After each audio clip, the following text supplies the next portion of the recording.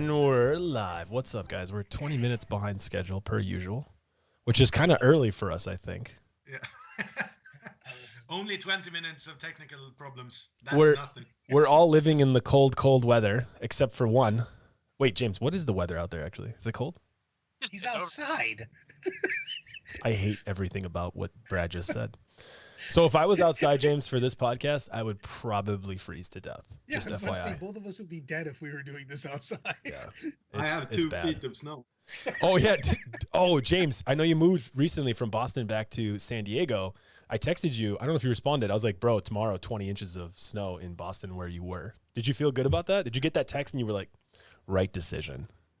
I took that text right to my wife and said, "This is why the fuck we moved home." Yeah, like my little sister's over there had to dig out her car, from like I think like extra foot over the top of the car. I'm like, yeah, man, that's not gonna be me. I'm so glad I missed all that shit. Yeah, and Daniel's got a lot of snow too, but his people are used to snow, so he's just like DNA genetically modified to deal with it. He's the fucking bane of snow. Yeah. I was born into the snow. I wouldn't be surprised if like Daniel sent me a picture one day, fully naked, just doing snow angels in his backyard, like just, then jumping into a sauna right after, like doesn't even care, like zero shits given. Fucking cold. And Chester's just always cold, so I don't understand. Brad, can you like? Are you ever warm? No. It's a general rule of thumb. If I'm in a car and I'm comfortable, it means everybody else is miserable as shit. Everyone's else is like sweating their balls off. Yes, Brad's like, it's still kind of cold in here, actually. Except you did turn your heat bill down. Extremely warm. I have like my normal body temperature is fever, so I'm happy with the cold. But I actually don't like the snow that much. That's because you're one hot Swede. Only in slopes. Just delicious. So today, we're actually gonna talk about 40K today. So it's kind of weird. We've been getting some I've been getting some questions from a couple of people, and it started to alarm me that like so many people were asking the same thing. And then I was like, Brad, are you getting this? And Brad's like, yeah, kind of, but more tailored. And so the question I've been getting is, if you had a tournament like this weekend, what army would you play? Assuming you had the models, what would be the best army to play? And Brad's question is, hey, Brad, what's that army James Carmona's been playing? So we figured, let's get James on the podcast. Let's talk about his list, and then let's all give our own lists of what we would play if there was a tournament this weekend.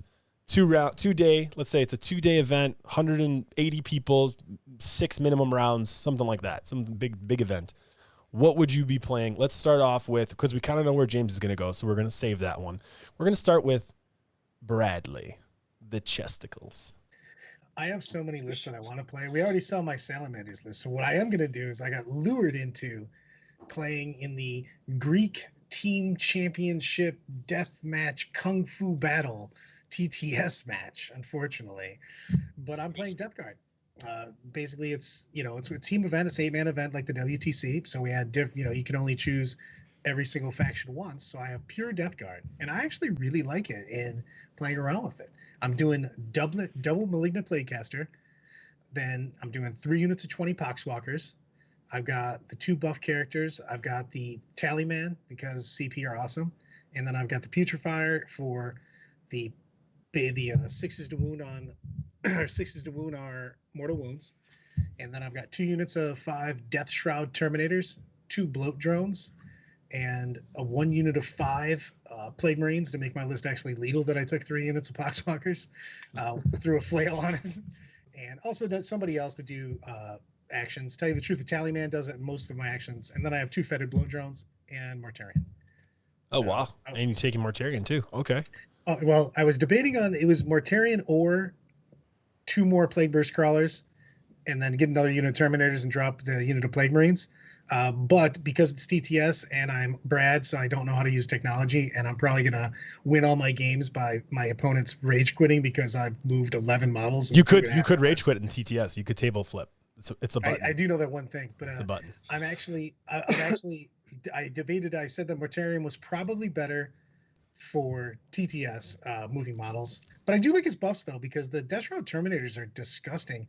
If you put the the sixes to wound are mortals from the putrefier, and then you have Mordian in excuse me, in range. You're usually shutting off Overwatch. You're giving them rerolls to the ones. They're basically auto hitting, and then you're just searching for sixes to wound our mortals. So they're 42 attacks. All sixes are mortals. Rerolling all wounds because of the plague weapons. It's you literally average 13 wounds on that. And then I brought harbingers for my plague company because I just wanted access to the rerolls for the poxwalkers because I use the strat for mortals on sixes to hit for poxwalkers. So you're looking at 40 attacks, re-rolling everything, and again you're looking at 12 13 mortals from those guys when you're facing something. You can pick up real units with poxwalkers with immortals, and then you've got obviously the plague casters. I've got 6 casts, 7 denies, and I'm using all of the the damaging mortal wound spells for that. So with Death Guard, I just feel that you can nickel and dime. I'm also bringing the skull, so that once a game I can pop that. You get 7 dice, and then you can either get a mortal or D3 mortals to somebody within 6. And you just it seems like you just grind out mortal wounds consistently. So is this list a general approach to like more board control, defensive play, mortal wounds from like the corners and the sides, and kind of just pressure in the center? I also know that I'm using WTC terrain. So I've got a good terrain line of sight. I didn't say you're using WTC terrain for the experiment. I don't know why are you assuming you're using WTC terrain? I mean, for this list, I am using WTC terrain. I just am. I bring it with me. Pay the extra points. Okay. Yeah, it's a board control. I'm literally trying to max out my mortal wounds to have an answer to anything as far as those Dark Angel players, those other Terminator players, any tough units that are really tough to get rid of. And what's your reason for picking this list for this event this weekend? Exactly. Like just one quick, this is my reason for this list. I chose this list because why? Mortal wound damage output and durability and just taking the board. And also people shit their pants when Mortarion shows up, even though I think he's slightly overrated, but people lose their mind and will try to shoot a ton of their army into him for absolutely no reason when he does good damage. He's a good force multiplier, but I think that people overrate Morty's. I'll get unpopular opinion, but I think that Morty's overrated on that in the fact that he's not going to just win the game by himself. And I think that people tend to put too much of their firepower into one model as opposed to just picking up the rest of your shit. Fair. Okay, well, we're going to reflect. So that's Brad's. We're going to jump over to the left here. We're going to go to Daniel now. Daniel, tournaments this weekend. You know what Brad's bringing. He's bringing salamanders, not the bullshit he just tried to pitch you. So what are you playing? I don't know if it's a local meta or what it is, but I have a feeling that people are playing more and more ground-based close combat.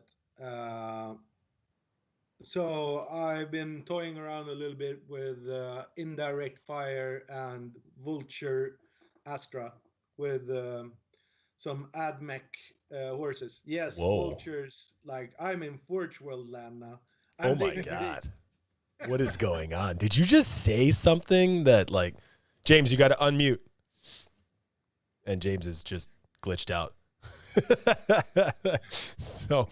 So keep walking it through while James is fixing his camera over there. So the base idea of the list is 3 30-man units of conscripts. What the hell are you writing? Okay, go. Yeah, I like this. And then I have Koteas to give 1 unit 5-man up, 5 invo. Yeah, 5 plus invo. And then I have the a Primary Psyker that increases that by 1. To a and 4. Then I'm running the Doctrine, so all the infantry models have cover all the time if they don't advance. And with the strat I go to ground, I have a tanky 30-man unit with 4 up invo, 2 up normal save. So you can't shoot them out. They're really hard to kill in close combat, and they're fearless if the spell goes away. So I have 3 layers of those units. I have 3 5-man units of Adeptus horses because they are awesome. Scary. Then I have 2 full payload manticores, 2 vulture gunships, and 2 tank commanders with multi-melta sponsors and demolisher cannons. So the idea is basically to just be a nuisance for movement. I also play terrain heavy tables because I'm practicing for ETC. What did you say, James? What was your input there? You were me and you were both smiling a lot. Brad was just kind of having a seizure on the right. But what did you say, James? I think it's just really funny because the last time I was on the show, he wasn't running any kind of forge roll. He didn't know what forge roll is in general. And now you got vultures in your list. I'm pretty excited about this. This is crazy. The very next list he's going to have vulture. Daniel's next list is going to be straight up Deathcore Krieg Riders and Vultures. There'll be literally only Forge World models. For ETC, since I'm obviously not going to be allowed to play Astra and Admech together, the horses are going to be Death Corps of Krieg, of course. Boom. Exactly. Brad, you just predicted the future, bro. Jesus. I mean, the idea is just to move, block, and take board with the conscripts and the horses. Are you worried about the vultures killing anything? I mean, they still have 4s to hit, right? They haven't changed that. It's not 3s, it's 4s. Or am I wrong? Or is it 3s? I still don't have the compendium yet. I can give it to you. I'll send it to you. The app isn't unlocking the special rules. Okay. But when I Google them, they have strafing run, but I'm not sure they have it. Yeah, I don't know if they do. Sorry. Yeah. Shh. Hey, quiet down. Yeah. I already told him that. Yeah. We keep that on hush. At other sources, I haven't done that, but anyway, it's still 43 shots. Yeah, if you need to know their rules and all of the strats that apply to them, I'll let you know where to go. There's a place where it's just a one sheet, all the changes, FAQs, how they impact them, all strats, everything's in one spot. It's a very, very good idea to modify and make things work that way. In the local meta I'm playing right now, like Slanish big guys is a big thing. Sisters with a lot of repentias is a big thing. Like really hard hitting juicy targets. So I think the vultures will work, at least in my local meta, really well, just going up and shooting behind terrain and killing repentias and stuff like that. I think one is a good idea.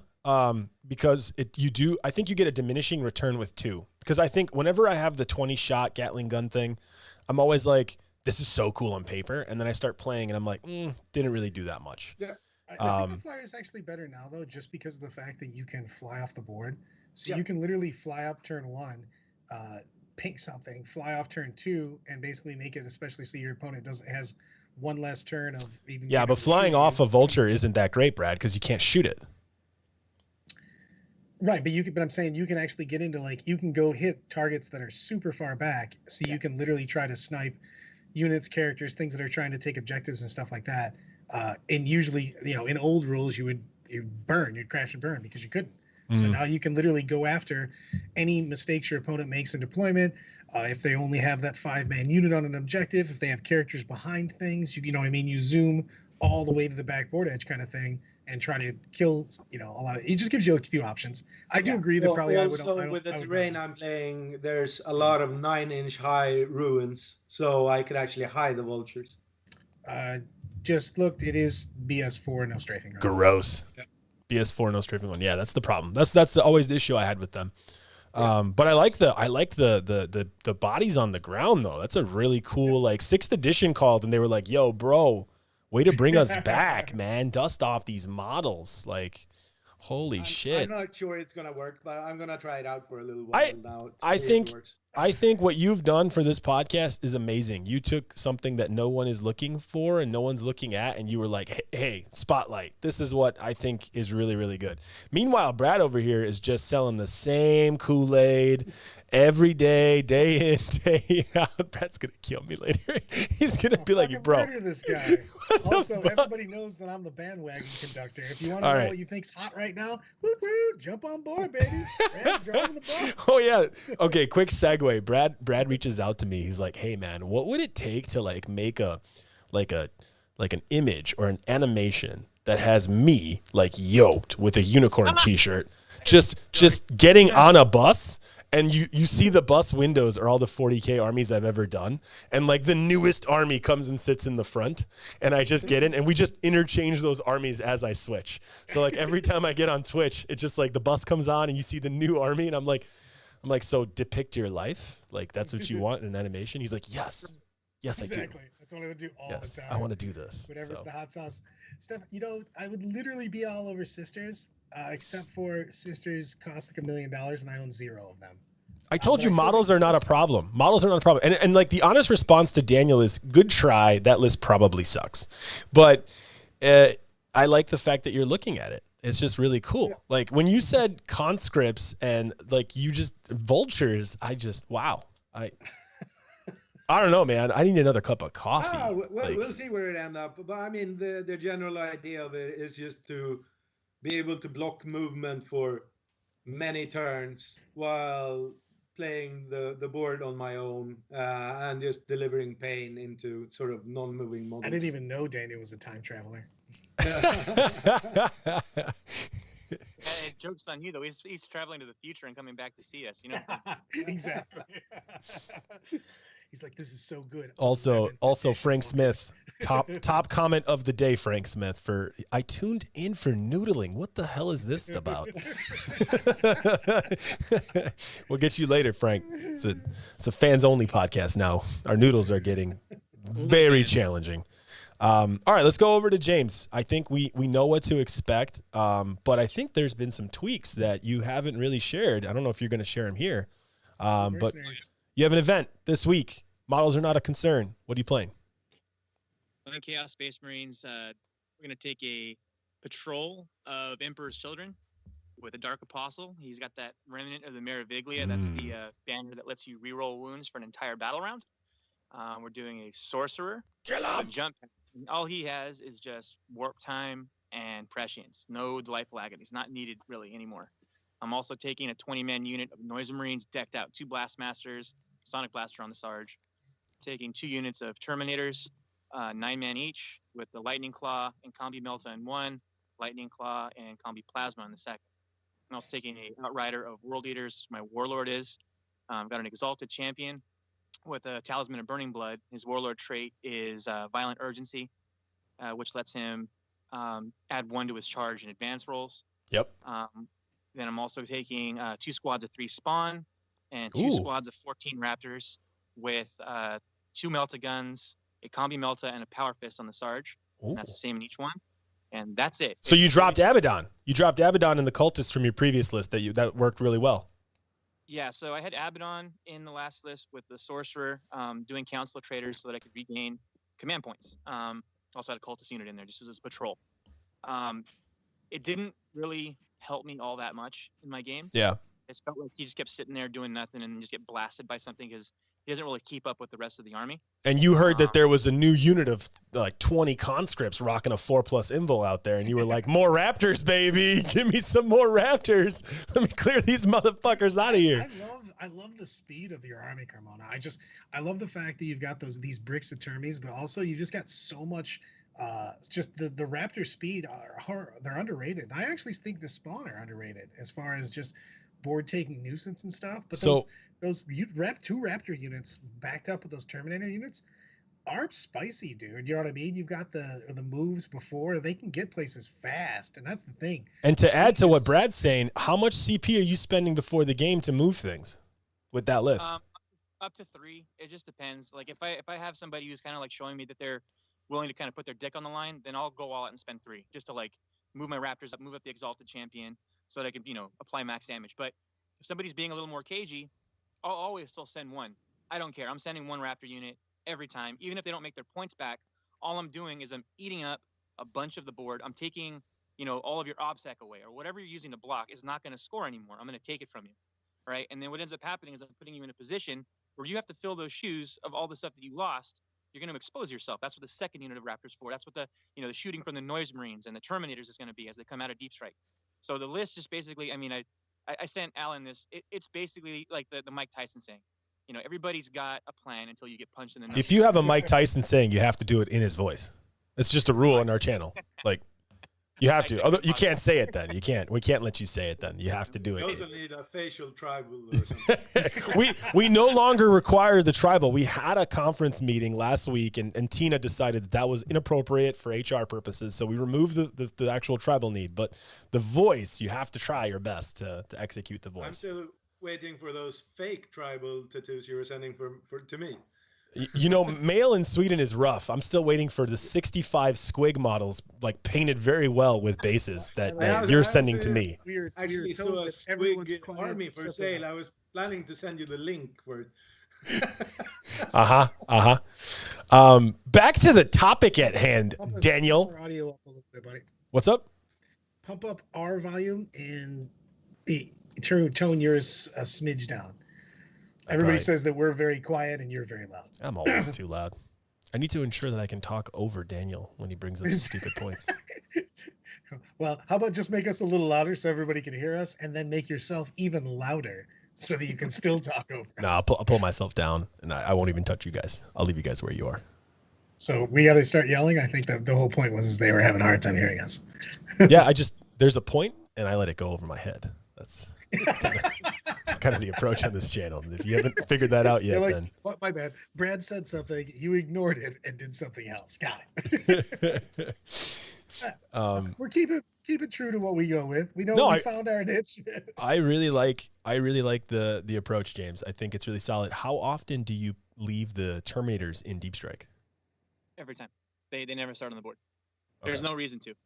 I occupy so much of the board, even if I go second, that it just doesn't make any sense to leave them on the board. They're just going to end up blocking other stuff that needs to move. So they tend to be able to basically kill two things every turn. They shoot. You need to. They can shoot twice, and then they're going to do Honor the Prince, which allows you to change one of the dice results into a 6 out of deep or on any charge. So they're pretty close to guaranteed to make their charge. Yeah, you can roll up to 4. Think about it.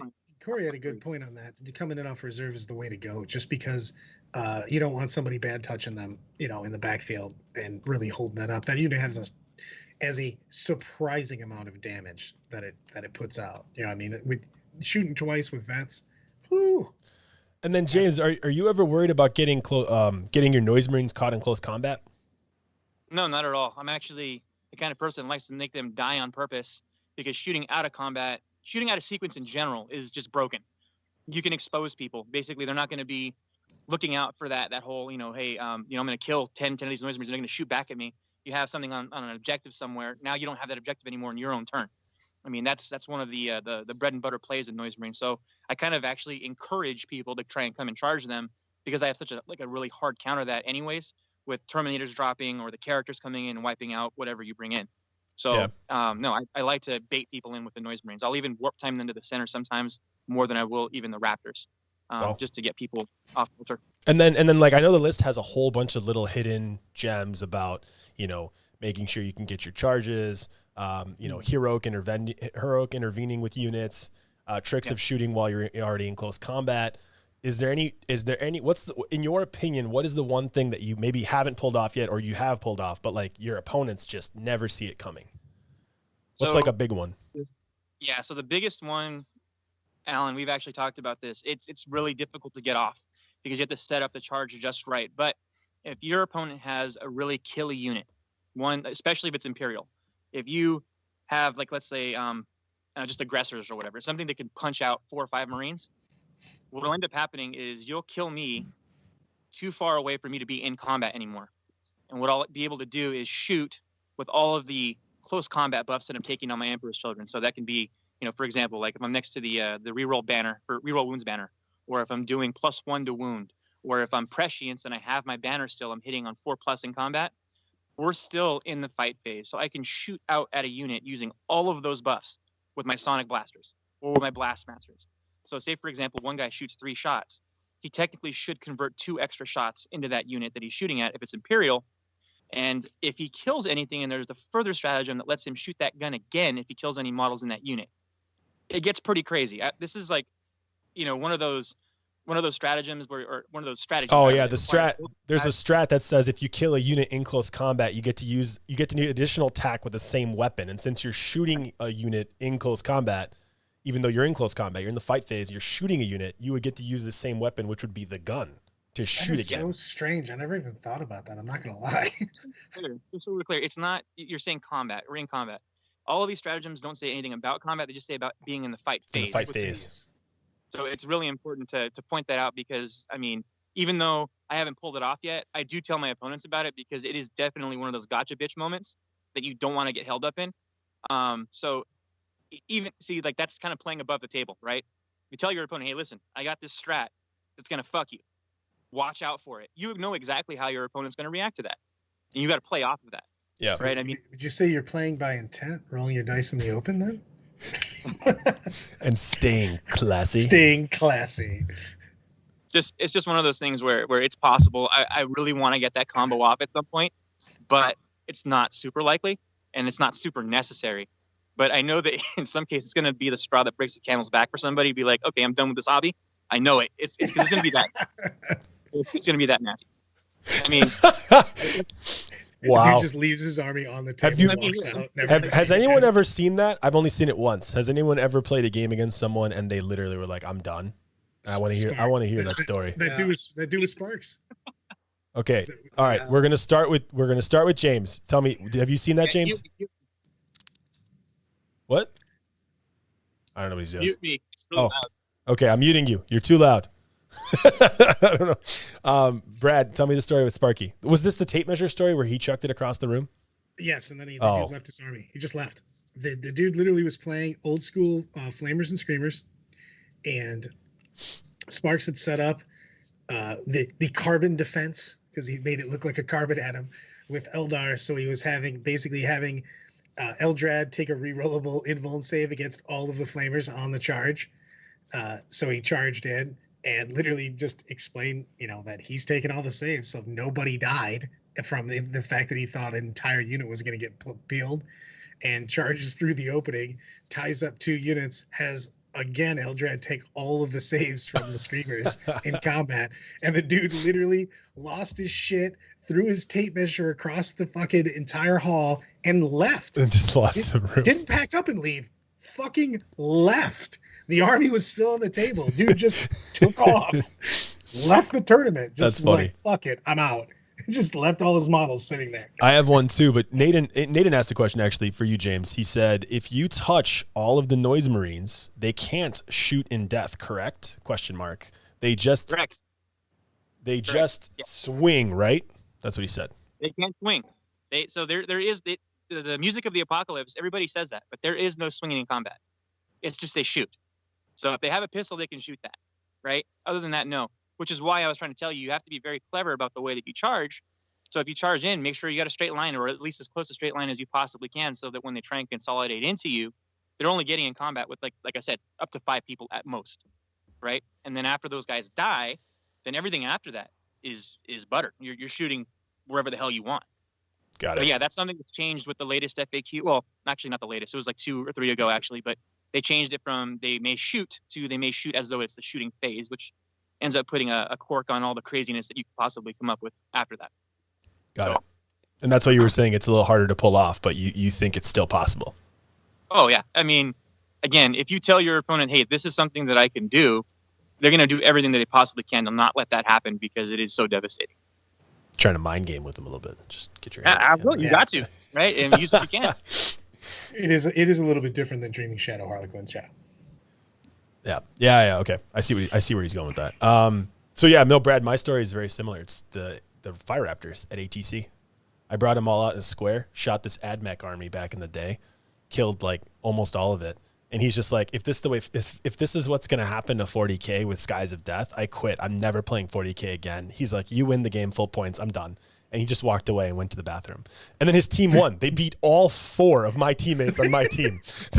And they all came up to him and they're like, I don't understand why you had such a problem. Like, just kill the stuff on the ground.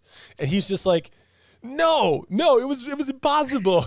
And my whole team is like, I don't know how to play Fire Raptors. Were you supposed to bring them all together? Like, are they supposed to come in one at a time? Like, I didn't get it. Like, I didn't have anywhere to put them. And I'm like, okay.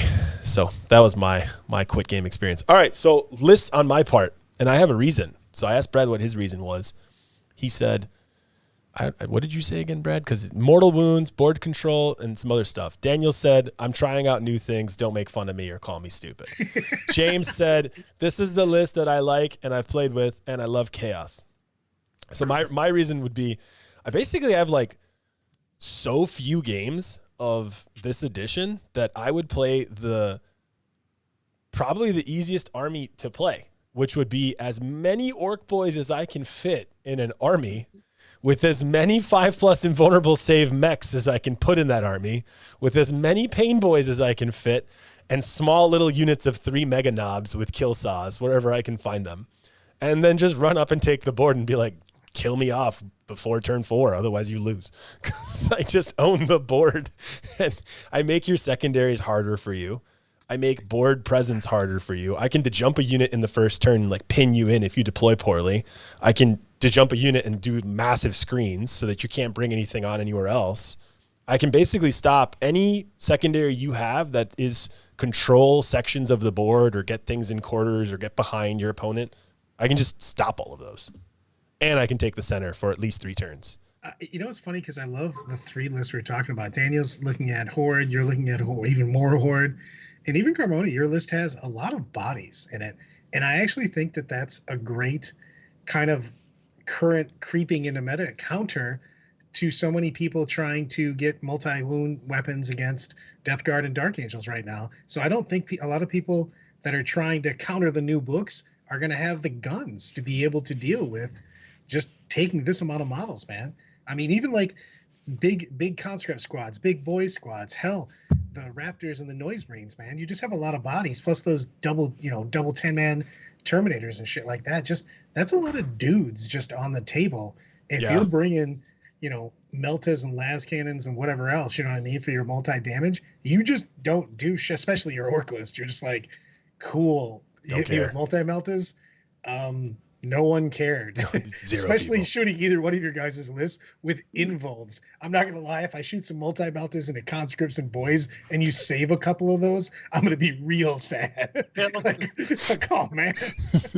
Orcs, it's the force field, man. It's just, they believe it works, so it works. I mean, I don't know. I was thinking about making a cool. I wrote up I wrote up a pretty nice Sisters army with Deathcore Krieg and Mechanicum. So I was abusing horses on both Deathcore Krieg and Mechanicum in small little detachments, and then mainly using Sisters as the army. And I had like all kinds of aspects, like Battle Sisters. You're taking them. You're taking Seraphim. You're taking Zephyrim. Whatever you really want to take. You're taking Repentia if you really want to. So I was working through all those ideas, and I'm like, I would never win like the whole tournament with this because I wouldn't know how to play it by Saturday.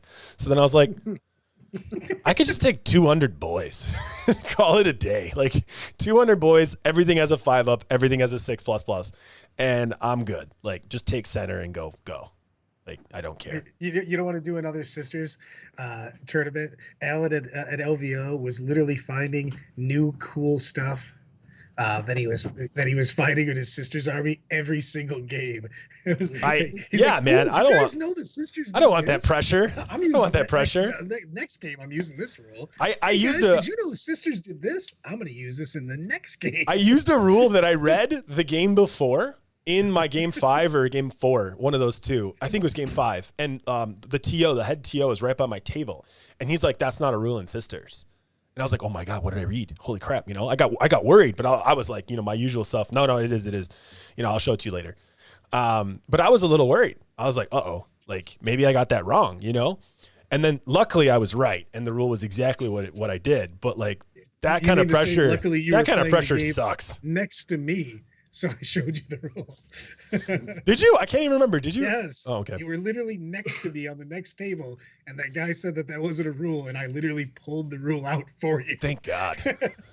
Because I was like, what is going on with this? Because you had that look of like, maybe I just made some shit up. I've been drinking. Dude, playing Sisters is like playing War Convocation back in 7th, where like you feel like the rules are made up because they're just too good. Yeah. They're just like too crazy. The Sisters are so good. I think it's the best codex right now. Yeah. 100%. So that's what I was writing, and then I was like, I would never be able to play this. So let's not lie to everyone and say I would go with this. I probably would stupidly go with that and make mistakes, but the boys list would be probably the best chance I have to win. something because Logan's looking at. Hey, apparently, he's tired of Carmona's shenanigans. He's like, I'm just gonna go to a next RT with 9 3-man units, no troops, and a couple redemptors, and just shoot the shit off the board. See, Carmona's like, cool, bro. I'll still go 5-1, and you will go 1-5. Like, all of the other Space Marine Meltaguns will just say, cool story. Glad you can kill raptors. You die. He's like, look, my mission is just to make James sad. The best part is round 1. He doesn't play James, and James wins round 1, but he plays a Harlequin army. Right? And just gets an only destroyed. Well, it's a Harlequin. You didn't even have to say that. It's just a Harlequin army. It's all haywire and fusion. That's all it is. And he plays that, dies. Then he ends up playing like a crazy Eradicators list. Bless you.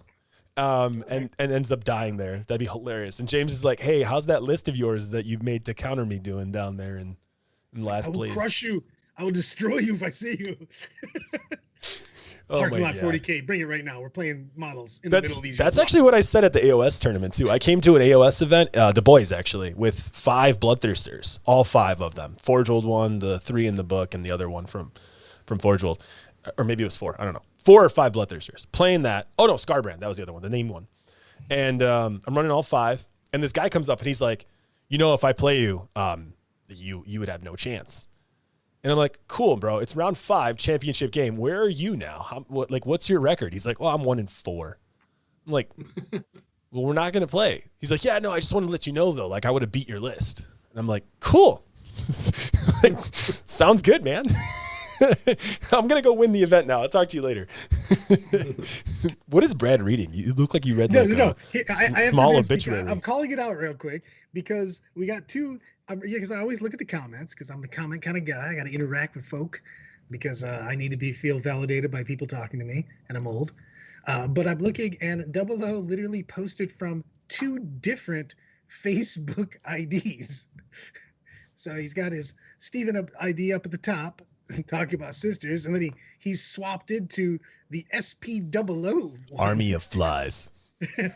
I'm like, what's going on, man? You got your witness protection ID, then your regular ID. What's going on here? He's like, this is the one that I say all my controversial things. Did he say the same comment in both? Or was one of them like a Robert comment? No, where he's like trying to kill puppies and like talk about something terrible. It's not a Robert comment that we have to literally go, Robert, we're online right now. You can't say these things. Oh man, I think Carmona's like, I think it's gonna rain. Uh-oh. Pajamas. Remember at LVO we talked about sisters, and I told you how amazing the Triumph of St. Catherine is. What's your verdict on that? It's still amazing. Yeah, it's Triumph of St. Catherine got better. The 9th edition made Triumph way better than before. Also, the pivot towards lists like Carmona's and the fact that he is gonna, make other people play more Chaos is even better because St. Catherine's great against Chaos. So. I think that it's almost a must take in your list. You just have to, I think the skill level in terms of how to play the St. Catherine is you have to have a really good game plan for it. If you don't have a good game plan, if you don't have a way of how you're going to use the miracle dice, if you don't have a way of how you're going to make sure that she's supplementing the rest of the army, then maybe it's not a must take. But if you have a good way of like, okay, this is what I'm going to use it for, I think it's solid. You don't have to think that much about how to use the magic dice. That's a bullshit comment. It's like, no, it's not, man. This 6 when I shoot the Melton. I'll take this one when I take a leadership test. It's. What are you using it for then, Daniel? Magic dice. What are you using it for then? Magic dice. What are you using the magic dice for? That's not bullshit. I think it's very valid because I think people have a hard time with target priority and when to use it. You get, how many dice? You get so much dice, right? You get extra dice. No, you get 1 dice a turn, bro. Yeah, 1 extra dice a turn. Extra dice on units also, though. She get and you get like dice when you kill something. You get dice when you die. You gotta play a detachment of martyr. Yeah, but that's not Catherine. You get that anyways. Like, yeah, I'll just shoot damage 6 Meltas and succeed all my morale. It's like the simplest function ever. It's not skill based anymore. Yeah, in Sweden, there's really not good sisters players. Show me on Peaky Dreadnought where sisters have touched you wrong. Yeah, dude, Daniel's so upset with sisters. Apparently, they've bad touched him quite a bit. He's just like, you can use it anywhere. It's fine. Sisters isn't a skill rewarding army. It's just the best army. No, I do. I actually, don't think that's accurate at all. I think there is skill in I don't think sisters. that's accurate either. I'm kidding a little bit, but You guys are taking they are very, very strong. You guys are taking a lot of troops. We gave 4 lists that we were thinking about. Logan came back with, "Hey man, I'm not trying to counter anybody, but I actually am trying to take all the guns without troops that don't have guns." What are your guys' thoughts on taking like straight up, outriders and vanguards and stuff like that just aren't using troops and are just going all in on damage, especially armies that have poor troops? Say for instance, Craft World Eldar, their troops are garbage. What do you guys think about just skipping your OBSEC units and just going real heavy into everything that pew pews? Everybody's saying no. We're all going no. Shh, stop. No, I'm just saying. I'm playing Necrons without one single OBSEC model. It's horrible. It's really bad. It's very horrible when you have the option of playing all OBSEC.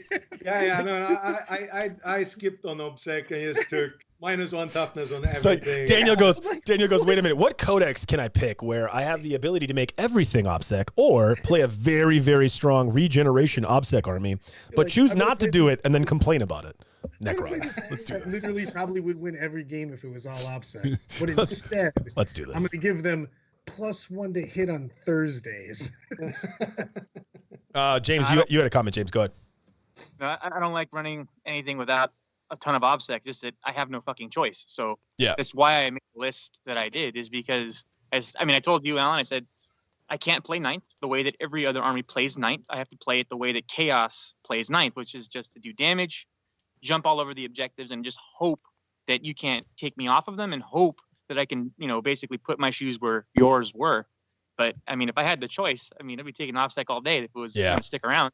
Yeah, if there was like just a Legion trait where you could be like, hey, pick this custom Legion of Chaos, we're the Soul Drinkers, and we're all OBSEC. If you could just put a Warlord trait, I don't know, maybe, let's say we'll make one up. We'll call it Rights of War.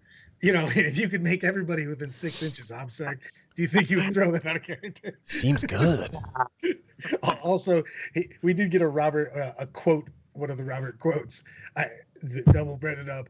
He goes, Robert's way to win: bring an army that's okay and just hope that your opponent plays terrible in every game. That's literally his keys to victory that Robert has told me multiple times in tournaments. Just assume your opponent's going to play super bad, then you'll win from that. Could work. Valid. Excellent valid. work. No, I mean, my opinion, Brad, is there are armies, like James pointed out, it's a really good observation. There are armies, not Necrons, that you probably have to play without OBSEC.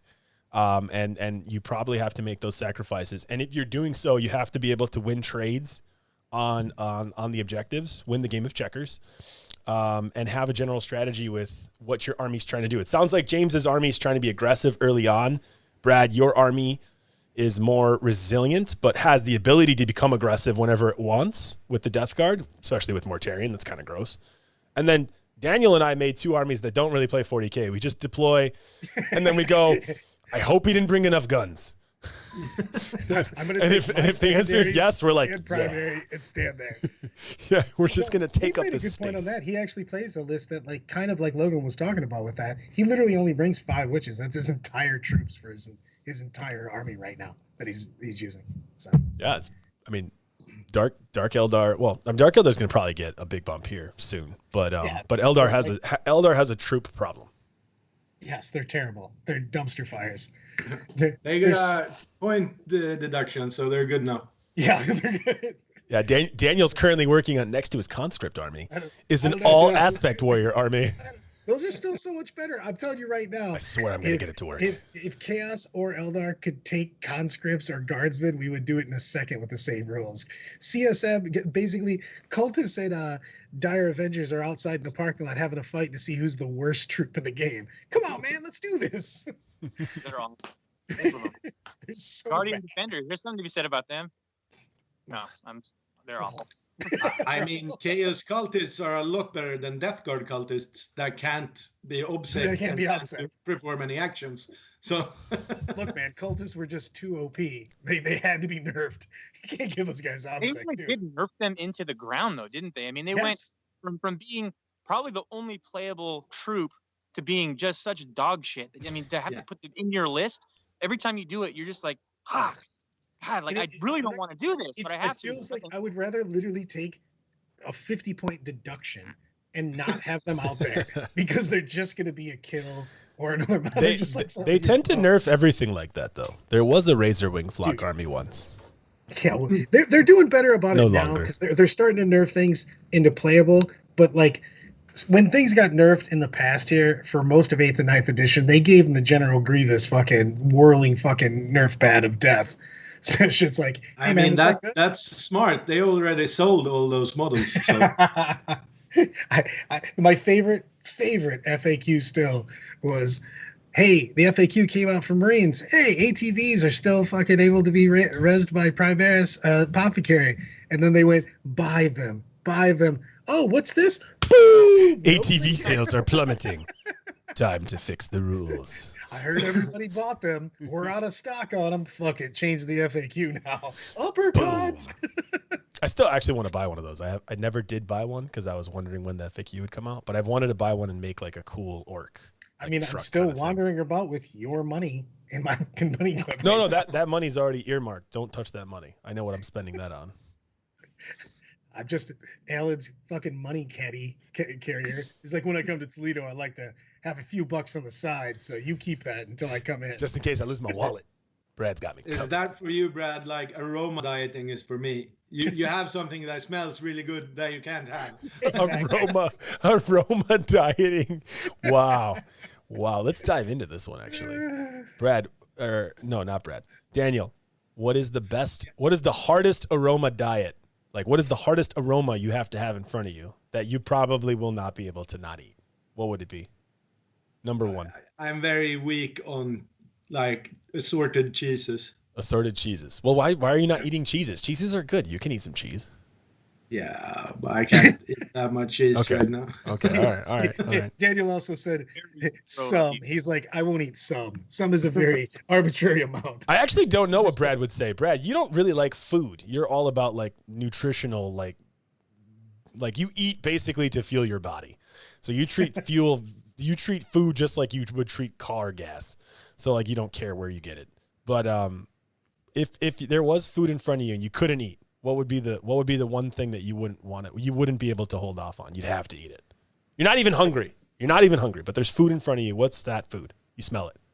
I steal Daniel's on that. I love cheese and dark breads. Cheese and dark breads. James, how about you? Bread. Wow, you guys are all pretty similar. Like cheeses and breads, very very like delicious.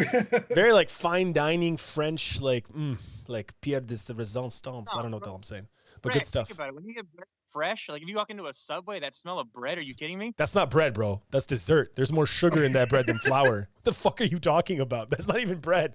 He says Subway. He goes, when you go and smell that Subway bread. That's French fine dining for you in Mexico. It's not even bread. Oh God, that was good. That made me laugh. Ella Oh just my God. came in from the top ring rope and just started talking mad shit. Should have known. I love that. I appreciate that Carmona came on today because you got harassed at least as much as I do. And this is usually just a show where we pile on Brad from the top ring rope. So you got to absorb a little bit of what usually happens to me. That was so good. He said Subway. I love it. Oh, dude. James is like, I don't know what you're talking about. This is just how me and Alan talk. Hey, no. Whenever you smell bread cooking, motherfucker, you know it smells good. Yeah, Just telling you. And I just give you like a readily identifiable situation. Subway. He said Subway. Cheese boards, bro. Cheese boards are fucking the shit. Oh my God. I was not as cultured as all of you, so I felt very self-conscious about what I was gonna say. But then James said Subway, so I was fine with it after that. Alan's just spraying cheese whiz into his face. No, mine was buffalo wings, like really spicy buffalo wings. Like if there's a bowl of them somewhere and like someone just poured the spicy sauce on them and they're just like that buffalo flavor. Oh, if I smell that buffalo, it's done. I'm eating at least one wing. There's no chance I'm making it through there unless they're from Subway. Then I'm not eating those wings. Those wings are bad. That's what I was gonna say. They go really well with Subway breadsticks, you know. Fucking guy said Subway. Oh God, that was awesome. By the way. Oh man, that made my day. That's better than talking about noodling. So, and, Yeah. and Nothing's not better than talking not about much is noodling. better than talking about noodling. So that was good. I want to bring up because I just saw in the quote, and I'm taking a hard stance. This is my political platform. What are you guys' stance on Brussels sprouts? Oh, I love Brussels Love it. sprouts. Love it. Delicious. Good. A little bit of Parmesan cheese in them with a little bit of sprinkled bacon. Just get. My wife I can't wouldn't- stand them. My wife Either hates can them. I. I said that. I was just saying. Well, that. I It's know, a I know you don't popular like thing. them. I know you don't like them. We were at a restaurant once, and I bought them, and you threw them out the car window on the drive home because you said you refused to smell them later. You threw them out the window, and then I told you, I'm like, that's something Amela would do. Same exact thing. And I was pissed because those are like $7. You know, Brussels sprouts are kind of expensive at restaurants. I don't know why, but it's like $8 for like some Brussels sprouts. I, however, It's insane. drank all of the wine, and I took much offense to those Brussels sprouts being next to me. Yeah, you did not like Brussels sprouts. That was the same time that you took the bottle of wine from the restaurant into the car. You're just like, I'm just gonna, this is to go, and you just you just left. Like no one stopped you because they just look at you and they're like, meh, he doesn't look like someone I can stop, so it's okay. Just let him go. But This They is serve wine at Subway. nice. wow, he's We're just we're a bringing that divided Subway nation. back now. I Brad, think the Subway's way different in San I'm gonna Diego. I feel I'm gonna go to San Diego. We're gonna hang out, and I'm gonna walk into a Subway, and it's gonna be like this fucking like high class waiters running around. You're like, this is not what it's called. there's some other restaurant called Subway. It's like high dining. or It's gonna something. be like subiwa. It's like, we have the meatball sandwich for you, please. $26. These meatballs come straight from Romania. Very good meat. Very good. I mean, Subway is probably high dining. It's not fine dining, but if you're It's high. high and eat on Subway, High it's dining. fine, you know? That's a good point. We are in California. Oh man! Speaking of stealing stuff from restaurants, Daniel, give me a number. High number, low number. Give me a mid number on how many glass cups Brad has taken from restaurants in his entire life. My brother does the same shit. Like, 26. 26? Hell no, bro. I would guess 750. Brad, what's an accurate number? I don't know if you do the entire Chester household though. No, 'Cause just Brits- you. Just you. Just me. Your whole I'm life, Brits though. Klepto with The that. obvious number is 416, but I don't even know because if we decide that we're leaving and I'm still drinking, I 100% of the time walk out with my glass full of my wine. I've witnessed, it just leave with and it's it. not even wine. I've witnessed you steal cups with Diet Coke. I've witnessed you Yeah, steal it just cups doesn't with matter. ice. Whatever- You were like, I might need this ice later. I'm stealing this glass. Exactly. If I leave and I'm still drinking whatever liquid it is, that glass is coming with me. So I just continually walk out with them. I don't even want them. I just want to continue to drink whatever I was drinking. No, the best part is I'm pretty sure the people in Poland could not figure out why their dishes were in the other bar and the other bar's dishes were in their bar, because you would take a cup from one restaurant, bring it to another and leave it there, but then take that restaurant's cup to another restaurant and so on and so forth the whole night. Like it's just everyone has their own, like everyone has someone else's Chinaware in their restaurant. It was the weirdest thing ever. I don't know if James is on mute or if he's laughing or if he's talking about Subway still. I'm very upfront about it though. It's not like I try to sneak steal it. I just walk out the No, front door. you don't put it in your pocket. You just literally, like, he's literally walking out like this. Hey, thank you guys for the restaurant. Thank you guys. He just leaves, just like in his hand, like crazy stuff, dude. I'd like to deny that, but no, that happens quite frequently, unfortunately. All right, so we went through 4 lists. I'm curious in the chat. I'd never ask about the chat because I don't care. But if anyone is listening, we appreciate it. Subscribe to us on YouTube so that you know when we have videos, and like our videos if you like them. And if you don't like them, there's a don't like button too. Click that one. That's my feelings. Do that. I think it's like this, James. I don't think it's the middle finger. I think it's like this. I think the like one's this way and then the not like one's this way. Version. I have 3 games on Saturday, so I'll tell you how the Astra list works. Okay. I'm actually interested. I'm not even lying. I'm interested to know how that list works. Well, you know, I have one last question, guys. I want to throw this out here. And we'll just do a quick roundtable. If you were going to bet, you're in the Vegas right now, and the Brad Chester Invitational, $7 billion tournament's on. That keeps raising money each time I tell it too, and it's being played this weekend. what would you put your money on to win the event as far as a list? The best person's playing the list. What list? Basically, what faction do you think? Oh, we're not picking out of our 4 because I was going to pick mine. No, you can pick. I'm just saying, like right now, you say, you know, I'm that tournament's happening. You're not playing it, but you're just trying. No, to I think Daniel's right. win. I think Daniel's right. Sisters of Battle with a mix of AdMech is the list that probably wins the event, assuming the best player is playing with that list. I think that is the best list right now, in my opinion. And I don't think it's easy to play, unlike what Daniel said. I think Dark Angels right now probably win. Dark Angels. Dark Angels are really good. Yeah, That's a really good. I That's a haven't good seen pick. the codex yet, so I don't want to comment on that. I would go with Sisters. As far as codexes, I know. Maybe Dark Angels are better. Dark Angels are pretty good. We should talk about those next week, actually. They got abilities to turn off. They can turn off OBSEC. They can make a unit basically not even participate in the close combat phase. They can make a unit fight last. They can make you only fight with units that are engaged, physically touching. They have a lot of really cool things that can impact the game. Plus, the Terminators are, the inner circle stuff that you already know about. But overall, Plasma Scepters. The Plasma strat for +1 damage is +1 damage, real, man. It's so stupid.